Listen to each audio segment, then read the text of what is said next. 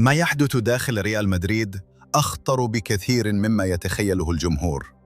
أزمة صادمة انفجرت داخل تدريبات النادي الملكي قبل أيام فقط من الكلاسيكو.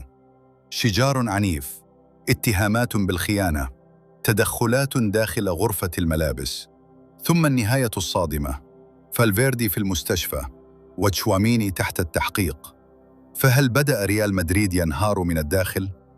القصة بدأت بعد تسريبات خطيرة خرجت من داخل غرفة ملابس ريال مدريد. بعض تفاصيل الخلافات والتوترات الداخلية وصلت إلى الصحافة الإسبانية، وهنا بدأ الشك داخل الفريق. حسب التقارير القادمة من إسبانيا، فالفيردي كان مقتنعاً بأن أوريلين تشواميني هو من سرب ما يحدث داخل النادي. التوتر لم يبقى خلف الكواليس فقط، بل ظهر بشكل واضح داخل التدريبات. يوم الخميس، فالفيردي رفض حتى مصافحة تشواميني أمام الجميع، ومن تلك اللحظة تحول التدريب إلى ساحة حرب حقيقية. التقارير تتحدث عن أجواء كارثية داخل فالديبيباس: تدخلات عنيفة، احتكاكات مستمرة، وصراخ متبادل بين اللاعبين.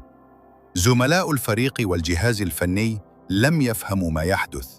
الجميع شعر أن الأمور خرجت عن السيطرة. فالفيردي واصل اتهام تشواميني طوال الحصة التدريبية، بينما اللاعب الفرنسي حاول نفي كل شيء.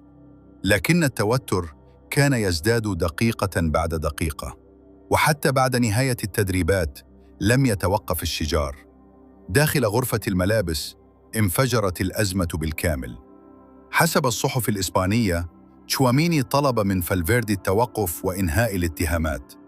بعض اللاعبين حاولوا التدخل لتهدئة الوضع، لكن الأمور كانت قد تجاوزت نقطة العودة.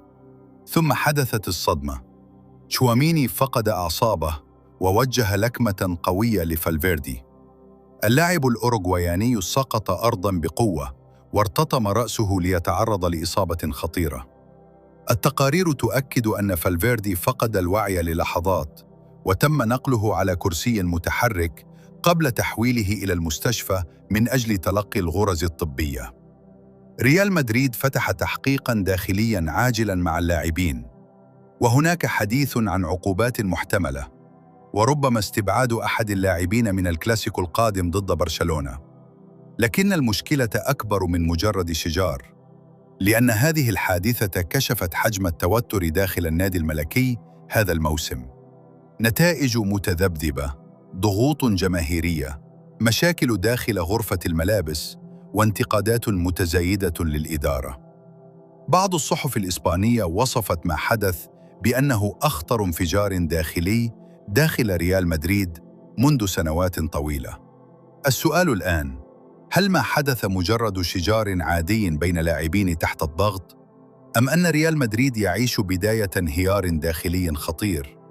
والأهم، كيف سيدخل الفريق الكلاسيكو بعد هذه الفوضى؟ شاركونا رأيكم في التعليقات. من المخطئ في هذه القصة؟ فالفيردي أم تشواميني؟ ولا تنسوا الاشتراك في قناة بودكاست وتفعيل الجرس ليصلكم كل جديد كرة القدم العالمية أولاً بأول.